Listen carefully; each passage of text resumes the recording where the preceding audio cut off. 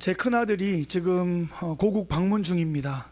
이제 내일 모레 돌아오는데 마지막 코스로 할아버지를 방문해서 뜻깊은 장소를 방문했습니다.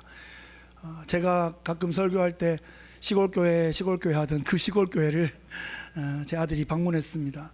제가 초등학교 3년을 보냈던 그 깡시골 그 교회 마당에 할아버지와 손자가 서 있는 모습을 제가 사진으로 보니까, 야, 내가 이 두 남자 사이에 내가 끼어 있어 3대를 이루었는데 하는 생각이 들면서 제가 아버지를 본받아 또 아들을 제자 삼는, 예수의 제자 삼는 그 사역으로 저의 삶을 드리기로 결단하고 대학 1학년부터 그렇게 달려왔는데 아직도 현재 진행형이지만 그 사진을 보고 참 뿌듯한 마음을 느꼈습니다. 지금 2달째 예수님께서 제자들과 함께 예루살렘으로 올라가고 계신 그 예루살렘 여정을 제자도라는 주제 아래서 살펴보고 있습니다. 25절 오늘 첫 절 말씀에 보시면, 수많은 무리가 함께 갈새 예수께서 돌이키사 이르시되, 이렇게 본문이 시작합니다.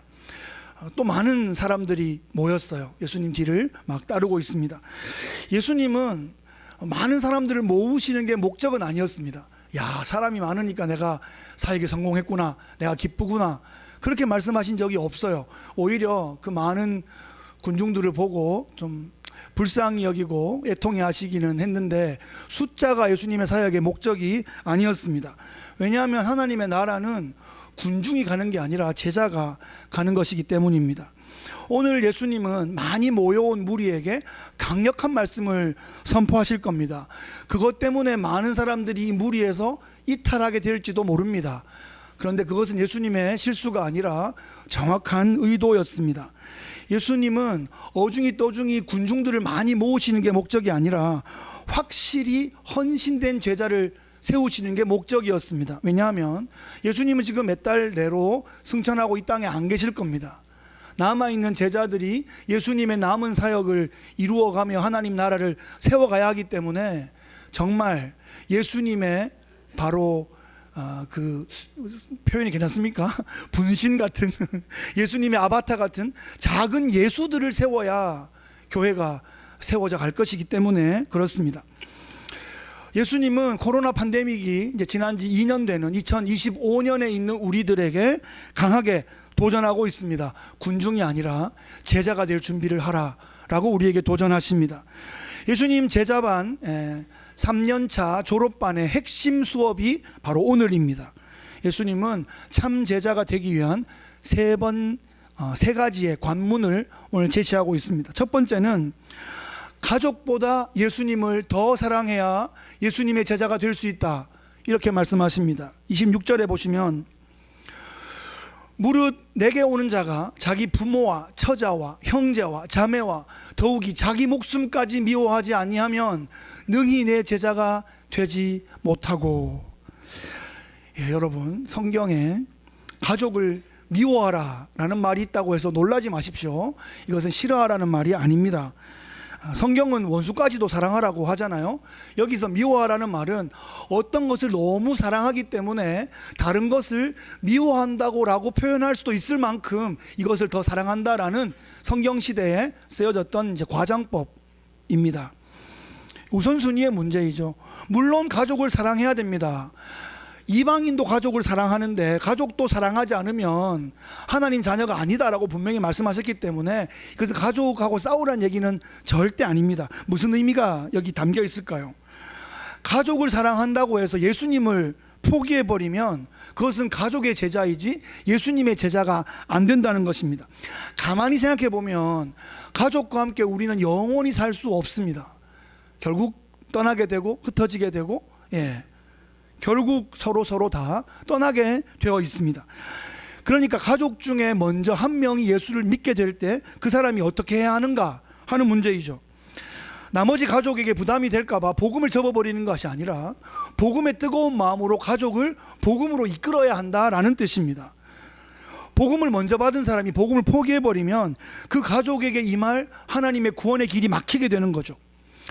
하나님은 하늘에 구름으로 글씨를 막 써가지고 집단적으로 회심시키는 방법보다 그 가족 중에 한 명을 먼저 부르셔서 그 사람을 통해서 인내하고 핍박을 통과하며 기도하며 가족을 품고 가족을 주께로 인도해 오시기를 그렇게 기대하시고 그렇게 하나님의 일이 진행되고 있습니다.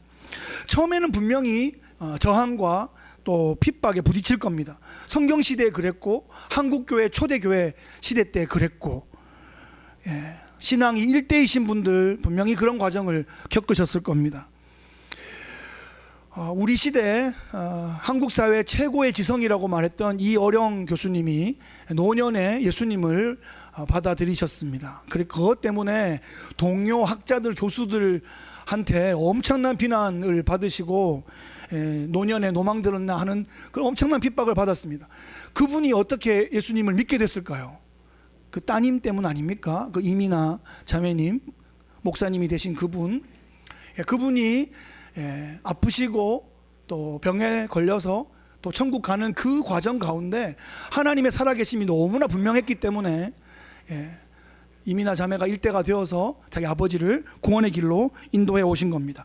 지금도 무슬림 사회에서 서구 지성사회의 영향을 받은 오늘날 모든 집에서 벌어지고 있는 일일 수 있습니다. 그 다른 가족들 때문에 복음을 포기하는 것이 아니라 고난을 통과하며 함께 이 가족들을 제자로 삼아 구원의 길로 나가야 하는 것입니다. 내가 선대로부터 복음을 받았다면 이 복음을 놓치지 않고 가족에게 전하는 것입니다. 나는 복음을 받았는데 가족 때문에 이 복음을 놓아버리면 제자가 아니라 이제 가족을 군중으로 이렇게 흘려보내게 되는 거죠. 제자가 있어야 그 가정이 사는 것입니다. 내가 제자가 되어야 이 공동체가 살아나는 것입니다. 가족보다 예수님을 더 사랑해야 한다라는 말의 의미를 이해하시겠습니까? 가족을 버리라는 말이 아닙니다. 예수님을 버리지 않아야 한다는 말입니다. 예수님을 통해서 가족을 사랑하는 것이 진정한 가족 사랑이다 이 말씀입니다. 가족에 걸려 넘어지는 것이 아니라 가족과 함께 예수님의 제자의 길 걸어가시기를 축복합니다. 두 번째는 자기 십자가를 지고 예수님을 따라야 예수님의 제자가 됩니다. 27절에 보시면 누구든지 자기 십자가를 지고 나를 따르지 않는 자도 능히 내 제자가 되지 못하리라. 예수님은 지금 가족보다도 예수님을 더 사랑하고 자기 목숨보다도 더 사랑하겠다고 말하는 제자들에게 더 요구하고 계신데, 진정한 제자라면 자기 십자가를 지고 나를 따라야 한다라고 말하고 있습니다. 이 당시에 십자가를 진다라는 의미를 이 청중들은 너무나 잘 알고 있습니다. 페르시아의 아주 그 참혹한 사형틀 아닙니까? 그것을 로마 제국이 받아들인 다음에 로마 제국에 대항하는 사람들을 이 처참하고 수치스러운 이 나무에 매달아 벌거벗은 상태로 사람들 앞에 죽을 때까지 매달아 놓는 이 사형법을 시행했습니다. 사람들이 길에 늘어서 있는데 자기가 매달려 죽을 그 나무의 가로대를 메고 그걸 통과하는 그것이 바로 사회적으로, 관계적으로, 심리적으로 이미 몇 번은 죽는 상황 아닙니까? 자기 십자가를 진다는 것이 그런 의미인 겁니다. 예수님께서 자기 십자가를 지셨습니다. 그는 근본 하나님과 본체이시지만 하나님과 동등됨을 취할 것으로 여기지 않으시고 자기를 낮추어서 사람의 모양이 되셨고 죽기까지 복종하셨으니 곧 십자가에 죽으심이라. 예수님께서 대속의 죽으심을 우리를 위하여 죽어주신 것입니다. 누가복음 9장 23절에 보시면 또 무리에게 이르시되 아무든지 나를 따라오려거든 자기를 부인하고 날마다 제 십자가를 지고 나를 따를 것이니라 말하고 있습니다. 십자가를 진다는 것은 자기를 부인하는 것과 관련이 있습니다. 자아가 살아있으면 십자가를 질 수 없는 거예요. 자아가 살아있는데 그걸 어떻게 하겠어요? 예수님은 자신을 부인하셨습니다. 자신의 명예, 인격, 자존심, 생명까지도 다 내려놓으신 거죠. 조롱과 오해와 수치와 비판을 기꺼이 당하신 겁니다. 더 사랑하는 대상, 더 사랑하는 존재가 있기 때문에 그랬습니다. 예수님이 십자가에서 하나님의 백성들의 죄를 대속하시기 위하여 피값을 치러주셨기 때문에 우리가 구원을 받게 된 거죠. 구원에는 공짜가 없는 겁니다. 내가 도저히 감당할 수 없어 공짜로 은혜로 나에게 주어진 것 같지만 그것을 치르는 사람 입장에서는 모든 것을 다 내어주는 가장 값진 희생이 거기에 깔려 있는 것입니다. 예수님께서는 그래서 자기를 따르는 제자들에게 너도 너의 십자가를 지고 따라야 한다라고 도전하고 계십니다. 군중들은 십자가를 안 질 겁니다. 기적을 바라고 감동을 원하고 그저 유익을 얻으면 그걸로 만족할 겁니다. 그런데 제자는 순종을 바라고 부르심을 소망하고 진리를 추구합니다. 자기를 부인하는 법을 배우고 계속 훈련하고 실행해 나가는 사람들입니다. 자신의 지식도 경험도 자신의 커리어도 자기의 주장도 자기 일하는 방식도 내려놓을 줄 아는 사람입니다. 나의 감정도 나의 상처도 내려놓을 줄 아는 사람이 제자의 길을 걸어가는 것입니다. 거추장스러운 것들이 많으면 십자가를 지기가 어렵습니다. 히브리서에 모든 얽매기 쉬운 것과 무거운 것들을 다 벗어버리라고 하잖아요. 우리가 십자가 지고 걷기라는 경주를 우리가 하고 있는 겁니다. 제자는 자기 사명의 십자가를 지는 사람들입니다. 맡겨주신 시대와 공동체를 포기하지 않고 책임지며 중보하며 나가는 사람들이 제자입니다. 주님께서 놓으라고 하면 놓을 줄 알고 주님께서 붙잡고 있으라고 하면 생명 걸고 붙잡고 있는 것이 제자입니다. 요즘 표현으로 제자는 꿀만 빠는 사람이 아닙니다. 군중들은 꿀만 빨려고 하지만 그 단맛이 다 떨어지면 뱉어버리지만 제자는 땀도 눈물도 주님이 원하시면 피도 흘릴 수 있는 사람이 제자입니다. 근데 제가 몇 주 전에 말씀드렸죠. 제자 너무 부담스러워하지 말라고요.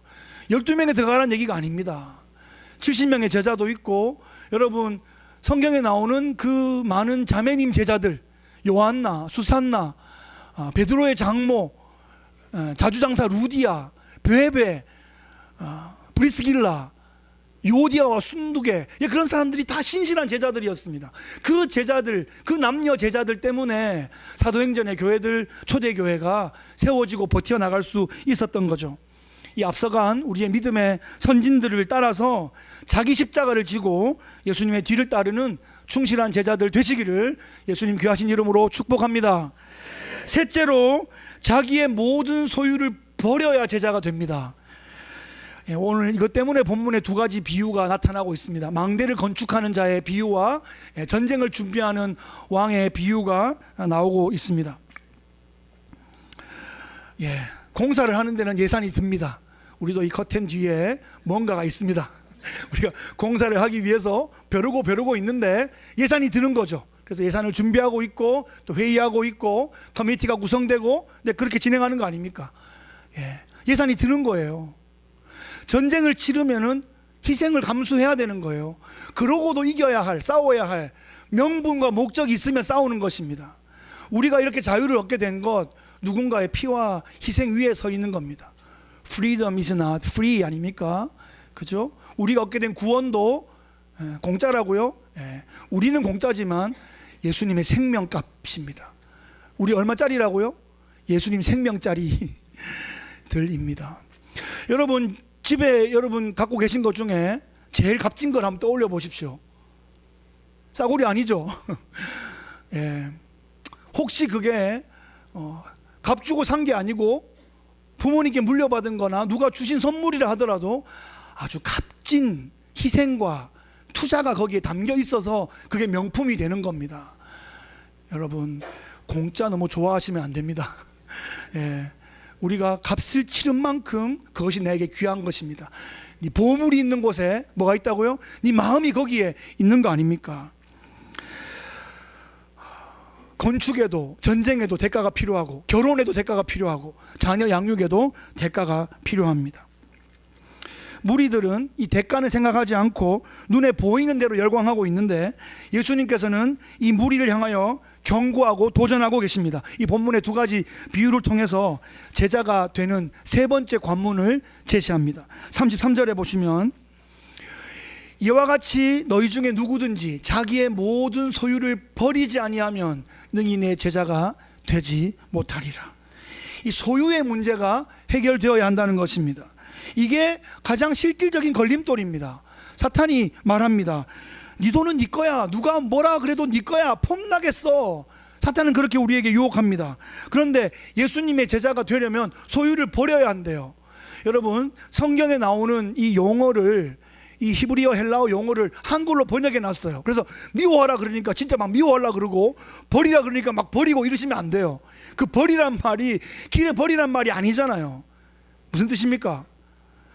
자기가 그 소유의 주인이 아니라 주님이 그 소유의 주인이라는 겁니다. 주님께서 다스리시는 재물이고 나는 청직이다 하는 그 마음의 자세를, 로드십을 가지라고 지금 말하고 있는 겁니다. 내가 가진 모든 것은 하나님이 은혜로 주신 것이고 나의 은사도 주께서 나에게 맡겨주신 겁니다. 샘할 때가 있는 것이고요, 자랑과 영광과 보람을 얻게 될 것입니다. 내가 예수님 제자라면 주님께서 나의 소유를 다스리시고 나는 주님의 뜻에 따라서 이 소유를 영광스럽게 사용하는 신실한 정직이가 되어야 할 줄로 믿습니다. 예수님의 설교 중에 돈과 재정에 대한 설교가 40% 정도 됩니다. 그만큼 우리의 신앙생활에 실질적인 문제이기 때문에 그렇습니다. 돈은 성도들로 하여금 제자가 되지 못하게 하고 군중에 머물게 하는 가장 강력한 도전자입니다. 나의 소유를 주님 발 앞에 가져오지 않으면 어떤 문제가 생기냐? 내가 소유의 주인이 되거나 심지어 소유가 나의 주인이 되고 맙니다. 이 물질주의, 이 물질 만능주의 사회 가운데 우리가 물질의 종이 되어서 질질 끌려가는 그런 삶을 살게 된다는 것입니다. 그것은 영적으로 보면, 눈으로 겉으로 보면 화려해 보일지 모르지만 영적으로 보면 비참한 노예의 삶입니다. 소유에 집착한, 그래서 망한 예들이 성경에 많습니다. 여리고의 아간이 그랬고 초대교회 때 아나니아와 삽비라가 그랬습니다. 예수님의 제자 중에 하나도 예수님을 팔았습니다. 예수님을 팔기에는 돈이 너무 적지 않나요? 라고 말하지만 여러분, 큰 돈만 유혹이 되는 게 아니라 푼돈의 유혹이 됩니다. 저도 예전에 제가 좋아하던 어떤 선수가 있었는데 그분이 감독이 되었는데 엄청난 연봉을 받는데 그 푼돈으로 승부 조작을 하더란 말이에요. 그 사람이 푼돈에도 유혹이 된단 말이에요. 그만큼 이 돈, 이 만몬이란 것은 우리를 굴복시키고 거꾸로 때릴 수 있고 넘어뜨릴 수 있는 강력한 존재라는 것입니다. 그래서 우리가 소유로 남을 판단하지 말고 자신의 소유로 자랑하지 않는, 소유를 주님의 주권하에 맡겨드리는 진정한 제자의 삶 살아가시기를 축복합니다. 아멘. 말씀을 정리하겠습니다. 오늘 말씀의 제목은 제자입니까? 군중입니까? 하는 다소 도전적인 제목입니다. 군중은 말만 하고 책임지지 않습니다. 헌신하지 않습니다. 희생하지 않습니다. 좀 속된 표현이지만 진짜 꿀만 딱 빨려고 합니다. 그런데 제자는 인내합니다. 하나님의 나라를 소망합니다. 그리고 내 소유로 하나님 나라를 섬기는 것을 기뻐합니다. 그래서 제자들이 많아질수록 교회는 점점 교회다운 면모를 갖추어 가기 시작합니다. 세상이 감당치 못하는 그런 하나님의 나라가 세워져 가는 그런 일들을 제자들이 보게 될 것입니다. 예수님께서 제자들과 함께 예루살렘으로 올라가시면서 이 제자도에 관하여 계속 2달째 말씀하고 계시고 앞으로 1-2달 더 말씀하실 겁니다. 여러분, 제자의 삶에 실질적인 도움과 도전이 되시기를 바랍니다. 제가 이 2-5달 동안 이 제자도에 대한 설명을 하면서 최근 2주 안에 작은 열매들이 있었습니다. 제가 지지난주에 커피카드 한번 말씀드렸잖아요. 누군가가 커피카드를 지원해 주셨습니다. 그래서 이렇게 끌어가지고 입력을 해봤더니 생각보다 좀 액수가 있어서 놀랐습니다. 그래서 제가 말씀드립니다. 우리 청년들 저한테 커피 마시며 상담하고 싶은 분들 제가 공적인 걸로 쓰기 위하여 제가 딱 저장해 놨으니까 오십시오. 네, 스 카드가 저에게 있습니다. 그리고 저희가 몇 주 동안 또 계속 소개해드렸던 우리 시리아 난민 사역, 아랍권 무슬림 사역을 위해서 그 아지즈 형제를 위해서 지정 헌금을 또 하신 분이 계시고, 필리 미션 훈련이 2번째 훈련이 오늘 또 우리 교회에서 있는데 20명이 훈련하고 나면 분명히 배가 고픕니다. 그랬더니 그 훈련 밥값에 써달라고 또 후원하고 지원하신 분이 계시다는 사실입니다. 야, 그래서 이제 군중에서 이제 제자로 한 걸음 한 걸음 나오고 계시는구나. 그 열매가 있구나. 애들이 이거를 먹고 마시고 힘을 얻어 얼마나 하나님 나라 위해 쓰임 받을까 기대되지 않습니까, 여러분? 예, 그렇게 함께 나누는 것이 제자 공동체의 모습입니다. 하나님 나라는 공중에 붕 뜬 나라가 아니라 이 땅에 발을 딛고 있는 나라입니다. 제가 흐르는 걸 좋아해요. 그래서 제가 에덴 동산의 네 강도 얘기하고 에스겔의 환상 성전 문제방에서 흘러나오는 강도 얘기하고 새하늘 새 땅에 가도 큰 강이 아주 멋지게 흐를 거다. 그 강이 흐르는데 그 강 주변에 있는 모든 나무들이 실과를 사시사철 맺고 말이죠. 많은 사람들이 형통케 하는 그런 공동체가 세워질 거다 이 말입니다. 물이 흐르는데 여러분, 물만 흐르는 게 아니에요. 하나님 나라 일을 하는 데는 재정이 흘러야 됩니다. 말로만 하지 마시고 밥을 한번 사시고 커피를 쏘시고 수박을 잘라 오시고, 그러면 하나님 나라가 세워지는 거예요. 제가 지지난주에 말씀드렸죠. 어른이 되는 방법. 입을 닫고 지갑을 열어라 말씀했는데, 그러면 막 아무도 꼰대라고 안 부르고 막 무럭무럭 제자들이 리더로 세워지게 될 것입니다. 하나님의 나라는 군중이 아니라 제자를 통해 세워집니다. 우리 좌우로 한번 인사 나누겠습니다. 제자로 살아갑시다. 제자로 살아갑시다. 천국은 제자들의 공동체입니다. 군중에 머물러 있어도 괜찮다고 성경은 말하지 않습니다. 주님도 말하지 않습니다. 사탄만 괜찮아, 군중 괜찮아 라고 말합니다. 현혹되지 마십시오. 싸구려 군중이 아니라 명품 제자의 삶을 택하시고 그렇게 나가시기를 축복합니다. 하나님 나라 스타들 되시고 천국의 인플루언서로 살아가시는 귀하신 한 분 한 분의 성도님 되시기를 예수님 귀하신 이름으로 축복합니다. 아멘.